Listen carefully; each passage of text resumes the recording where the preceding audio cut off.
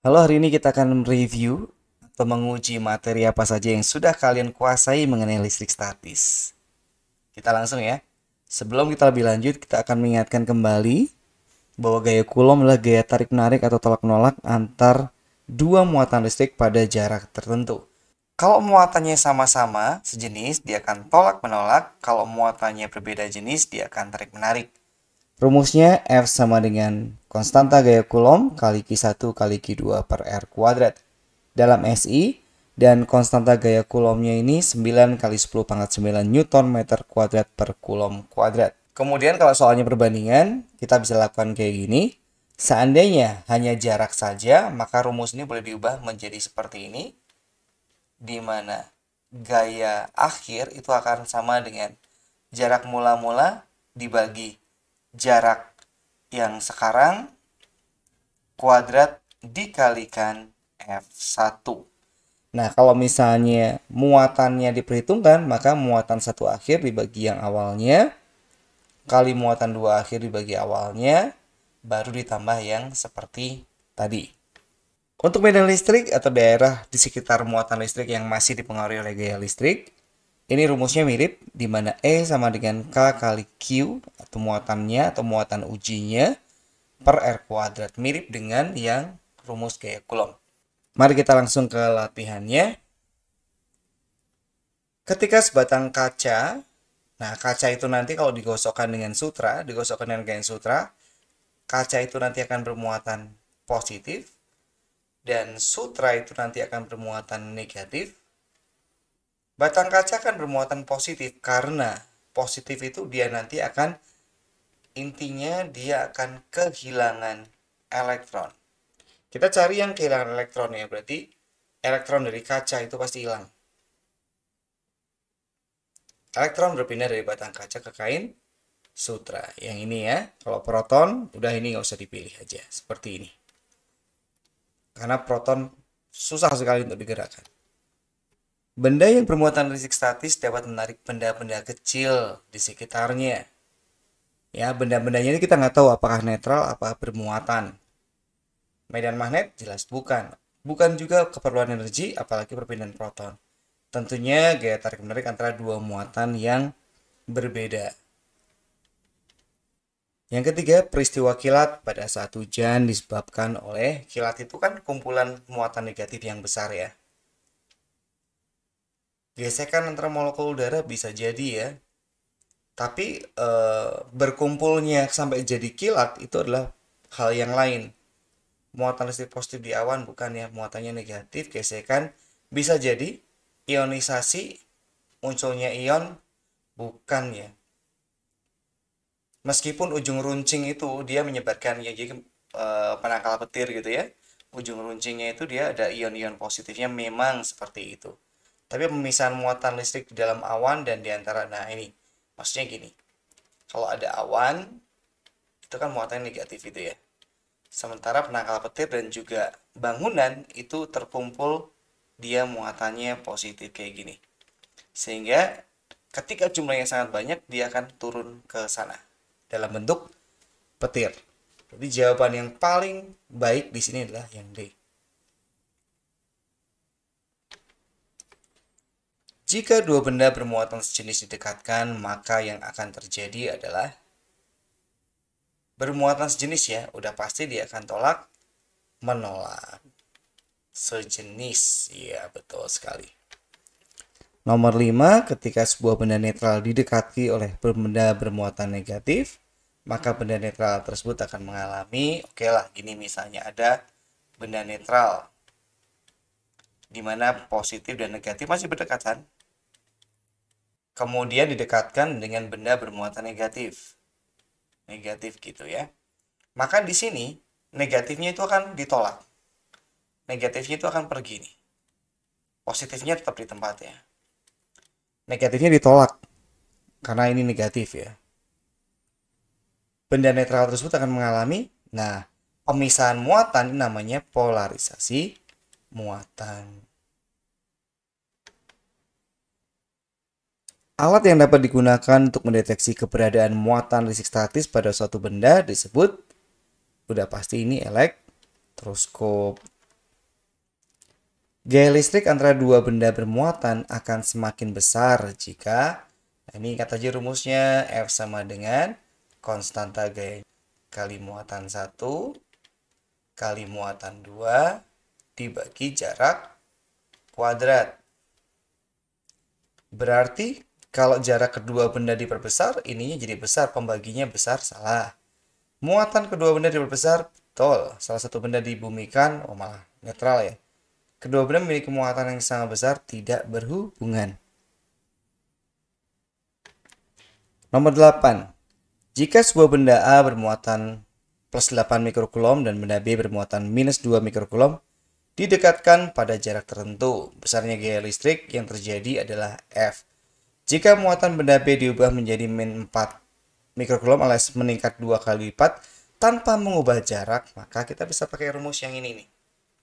F2 sama dengan Q1, akhir saya berikan tanda aksen sebagai akhir aja, dibagi Q1 yang awal, dikalikan Q2 akhir dibagi Q2 awal. Sementara jaraknya tidak berubah, kita tidak perlu tuliskan. Seperti ini saja.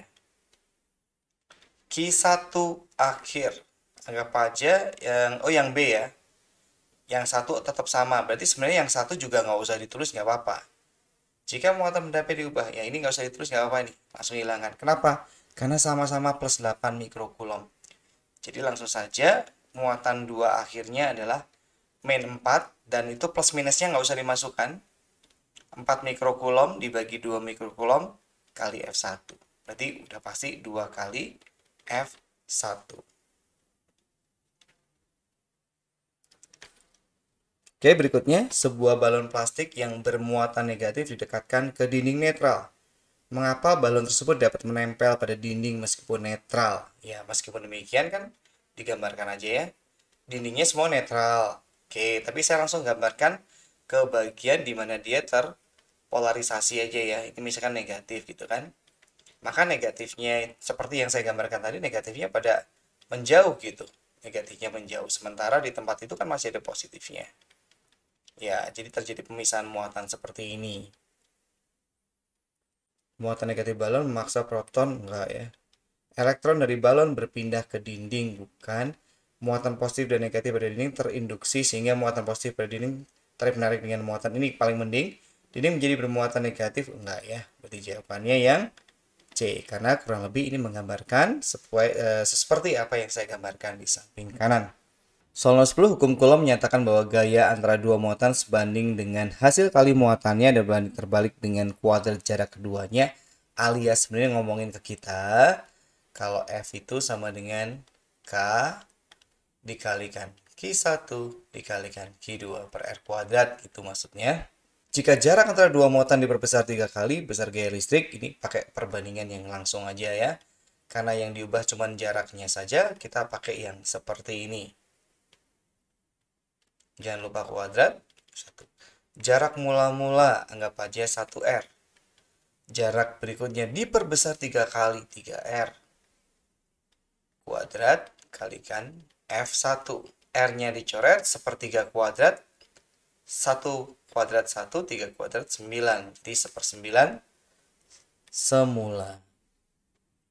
Oke, dua benda bermuatan masing-masing ini 6 kali 10 pangkat min 6 kulom dan Q2-nya 3 kali 10 pangkat min 6 kulom berada pada jarak 0,5 meter di ruang hampa. Ruang hampa itu berarti tidak mempengaruhi, tidak ada hal yang mempengaruhi gitu. Jadi hitungannya bisa dipakai dengan ini, tidak ada gesekan dan lain-lain. Hitung besar gaya Coulomb antara kedua benda tersebut. Oke. Paling ini yang perlu diubah. 0,5 meter itu berarti NR-nya. Berarti 5 kali 10 pangkat min 1 meter. Karena lebih gampang kalau dibuat dalam bentuk pangkat ya. Oke. Rumusnya tadi F sama dengan K kali Q1 kali Q2 per R kuadrat. Berarti F-nya sama dengan 9 kali 10 pangkat 9, ini konstantanya. Kita kalikan dengan muatan yang pertama, 6 kali 10 pangkat min 6 kulom dikalikan 3 kali 10 pangkat min 6 kulom dibagikan jarak yang sudah dikuadratkan. 5 kali 10 pangkat min 1. Terus kita kuadratkan. Di sini kita kumpulkan angkanya dulu yang tanpa pangkat ya. 9 kali 6 kali 3 kali 10 pangkat ini tinggal dijumlahkan. 9 kurangi 6 kurangi 6. 9 kurangi 6, 3. 3 kurangi 6, min 3. Dan yang di sini jangan lupa untuk mengkuadratkan. 5 kuadrat berarti dia 25 kali 10 pangkat min 2. Tidak ada angka yang bisa diapa-apakan di sini. Kalau saya lihat dikalikan saja. 54 kali 3 150 12 162 kali per 25 kali 10 pangkat min 3. Min itu per min 2 gitu ya. Sementara ini angkanya agak susah. Jadi mungkin supaya jadi angka yang lebih gampang kita kalikan 4 aja masing-masing. Supaya bawahnya jadi 100, yang di sini jadi 10 pangkat min 1 ya. Alias dibagi 10. Oke, hasilnya berapa di sini? 162 kali 4. Berarti 648 ya. 648 dibagi 100 masih ada kali 10 pangkat min 1. Seperti itu. Nah, ini tuh sama aja dengan 10 pangkat 2 kan ya. Pindah ke atas jadi gini. 648 kali 10 pangkat min 1 min 2. Jadi 648 kali 10 pangkat min 3. Berarti 0,648 Newton. Nomor 12, sebuah muatan titik sebesar 2 kali 10 pangkat min 6 Coulomb berada di ruang hampa, maka besar medan listrik yang dihasilkan oleh muatan tersebut pada titik yang berjarak 0,3 meter. Ini mirip ya. Tapi yang ditanya adalah medan listrik. Oke, ini diubah dulu 0,3-nya itu. 0,3 itu nanti kita akan terus jadi 3 kali 10 pangkat min 1 ya meter.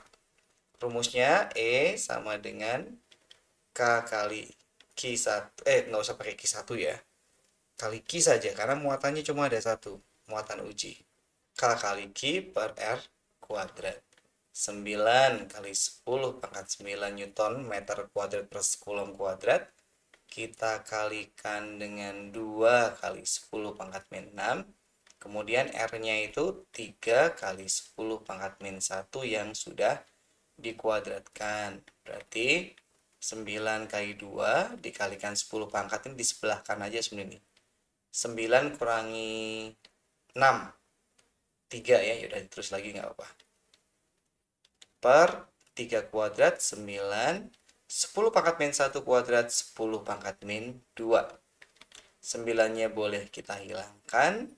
Berarti 2 kali 10 pangkat yang di atas itu adalah 3. Per ini adalah minus. Dan min 2 pindah ke atas seperti ini ya. Nah, sehingga akan sama dengan 2 kali 10 pangkat min itu jadinya plus 5 Newton per Coulomb. Nomor 13. Dua benda bermuatan listrik memiliki gaya Coulomb sebesar F. Jika besar salah satu muatan diperbesar 3 kali lipat dan jarak antara kedua benda diperbesar 2 kali lipat, maka besar gaya yang baru adalah. Berarti kita hanya ada ada dua perubahan, yaitu muatan sama jarak. Berarti bisa gini. F2 sama dengan, anggap aja yang berubah Q1 ya. Q1 akhir bagi Q1 awal. Muatan yang kedua tidak disebutkan ada perubahan, kita langsung ke jaraknya saja yang berubah. Jangan lupa pakai kuadrat ya, seperti ini. Muatan diperbesar 3 kali. Kalau semula adalah Q, maka muatan akhirnya adalah 3Q. Seperti itu, dan jaraknya diperbesar 2 kali. Semula 1R jadi 2R begitu. Kalikan F1-nya namanya F. Dicoret. Ini juga dicoret, berarti 3 kali 1/4 ya. Setengah kuadrat itu F. Berarti ketemunya adalah 3/4 F. Oke, pembelajaran kali ini Bapak cukupkan ya. Sampai ketemu di Belajar Bersama Penabur selanjutnya.